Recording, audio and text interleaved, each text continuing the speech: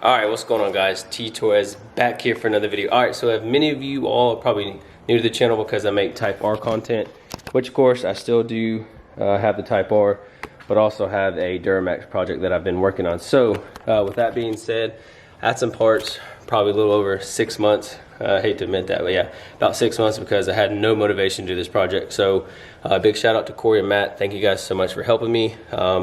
We did the WC Fab high flow bundle kit on the truck, and let me just tell you, hashtag never again. So let's go ahead and get under the hood.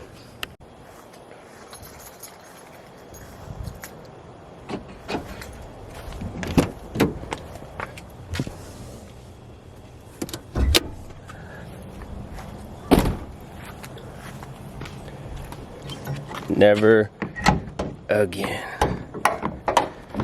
Alrighty, so as you can see, here is the WC Fab kit, and the truck is now completely deleted, fully deleted, tuned, all that good jazz.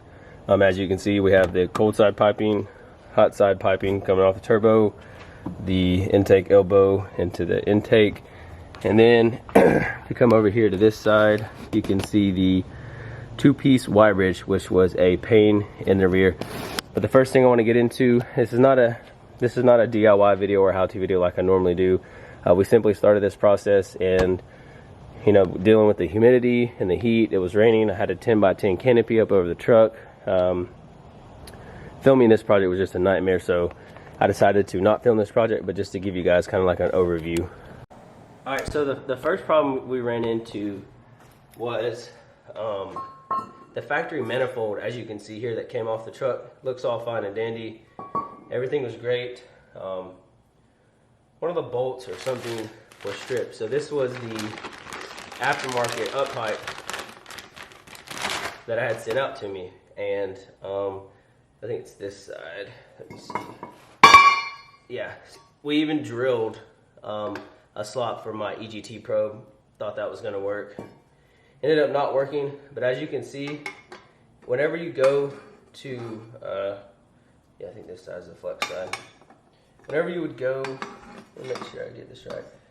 Yeah, so whenever you would go to place this manifold onto this up pipe, the actual holes of this up pipe are just off by such a small margin, but there's no way possible that, I know you guys can't see that, but there's just no way possible that we could have got that. So that was the first mistake that we found. And then to top it all off, you know, I've had this up pipe for, God knows, I probably had, like I said, probably easy 6 months. So took all that back off. We drilled the EGT probe. Luckily, I had a buddy who had an LBZ. Matt did, and all this. He also has the same bundle kit on his truck. So we took his manifold. Luckily, his manifold already had the EGT hole lined up, and he gave me his up pipe off of his Duramax. And so what I did was, if anybody's interested in buying the up pipe with this piece already cut off and welded shut, I'll sell it to you for, I don't know, 70 bucks plus shipping. This is perfectly fine to use now, because before this was the side that would come off to the EGR side. So that this is deleted, but I went ahead and used Matt's old up pipe. Works just fine. So like I said, if you want this, 70 bucks plus shipping, it's all yours. So that was problem number one. All right, so just like everyone else that I've seen or talked to that have done the high flow bundle kit, this Y bridge is an absolute freaking nightmare. So you know, sits like, I think it's like this. Okay, we were able to get this bolt, and this bolt off, but in order to get this one right here, maybe it was this one. Either way, this is the backside, you know, where the turbo sits, and this is where one of your sensors go. Maybe it was like this. Which, anyways, whichever way it was, we ended up having to take the turbo off the pedestal, or not take it off, but we loosened the 3 or 4 bolts that are tightened to the turbo in order to get that off. So that was another headache. I think it was either, those are 3 or 4 17mm bolts that we had to break off, not break off, but loosen to get to this Y bridge, and got it loose, and finally we were able to get this off along with the other piece that's connected to the actual Y bridge. The EGR itself, that's super simple. You just unplug a couple wires, a crap ton of bolts. As you can see, there is a lot of bolts that we took off. So, you know, some of them are manifold bolts that I replaced. And then we also, while we were here, I did the PPE race fuel plug. So I've heard mixed reviews about it, but I have it. Line pressure seems to be staying good. So let's go ahead and get back under the hood, and I'll show you guys some other stuff. All right, so after everything happened with the manifold and the up pipe not being right, that gave me time to order new manifold gaskets. What else? Like I said, the hardest part was that daggum Y bridge. Let me see if I can zoom in. As you can see, there's a two-piece Y bridge. That was a pain in the rear. Getting the not gasket, but getting this this clamp right here around the turbo was, or not around the turbo, but around that piece of piping also was not a very fun time. So if you can, I would go ahead and order a new one of those. That thing was just gucked up and covered in God knows what, soot and all that stuff. What else was a trouble? I still think I need to go back, take this casing off of this wire and just wrap everything up.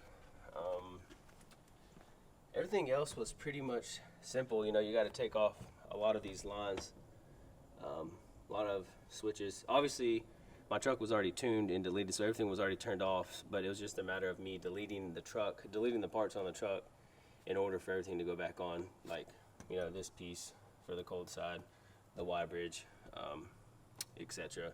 I will say, after this was all said and done, I was getting maybe like 12 to 13 miles per gallon. I just took this truck up to Kentucky on like a 500-600 mile hike, and I was getting about, I'm gonna say 21.5 miles per gallon. This is the first time this truck's ever seen 500 miles on the information in the dash cluster. 500 miles, you know, full tank. The truck's never said that. It's always been like 320, 330. But I highly recommend you watch Truckmaster's video on how to do a lot of this stuff. He has great content. We definitely used it. And if you're gonna do the race plug, there's a glow plug pack right there that you have to remove, and then the fuel rail plug is literally right there. Super simple. Don't quote me. I think it was like an 18 mil. Bust it loose. It really wasn't as hard as some people made it out to be. Got that done. Started the truck up for the first time. It was running a little rough. We forgot to, I say we, but I forgot to connect, I think, this line right here, which was an AC line. There was two wires that we forgot to hook back up. But anyways, the truck's running fine. Like I said, between going to Kentucky and back, I put 1,100 miles on the truck, and everything ran perfectly fine. I'm gonna say it took at least 3 days between working in the humidity here in Florida, it raining, and Corey and Matt helping on separate days. I didn't have them both here working together. It was just me and Matt, or me and Corey. And I'm gonna say at least 40 hours.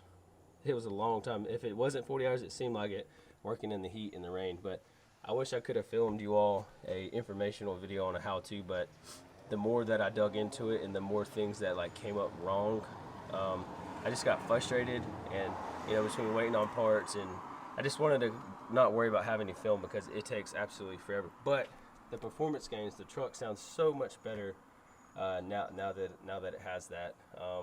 The downpipe was a little bit tricky to get back to go onto the 5-inch Flow Pro exhaust. That was fun. Did not have, actually no, we had zero fun getting that back on. That took way too long.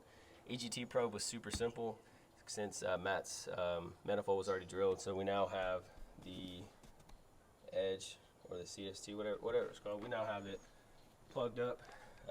As you can see right here, I'm gonna go through the truck eventually and get everything not rewired, but make it look all nice and pretty and some different shielding and stuff. But with that being said, that's all I gotta say. If you really have any questions about doing the high flow bundle kit or deleting your truck, send me a DM or email. The next thing that we're gonna be working on is we're gonna be working on the upper and lower control arms, ball joints, etc. Comment down below which company you go with. I'm thinking about Kryptonite.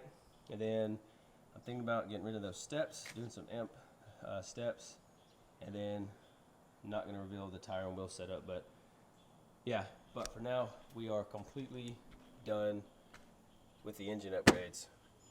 Truck runs great. The balance rate on the injectors are, you know, nowhere near the ±6 during driving, or ±4 at idle. So truck's running great now. This is a great kit. I can just tell the truck has way more throttle response. It's more happy to be driven. The power is there. The fuel mileage is there. Everything.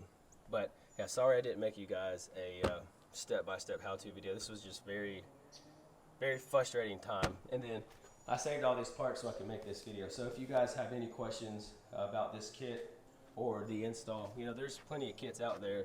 HSP has a kit. There's multiple different kits you can have, and they all offer it in the powder coat of your choice. I'll give you guys one more peek at the Y bridge down there. Okay. But anyways, yeah, that's gonna do it for today's video. I'm currently sweating, wearing a black shirt here in Florida. It's been raining the past few days, and yeah, so look forward to more truck content. Yeah, I got some parts ordered for the truck that should be in. Actually, it's like back ordered. But today's video was not a how-to or DIY. It was just me sharing a story with you all. And we also have some more stuff coming for the Type R. It's also, you know, it's my #1 baby, but I also love this truck. I wanted a Duramax ever since I was a little kid. But anyways, I'm gonna quit rambling on. If you're stopping into the channel for the first time, please hit that subscribe button, hit that bell for post notifications, leave this video a big thumbs up. Even if you didn't like it, leave it a big thumbs up. I'll catch you on the next video. Peace.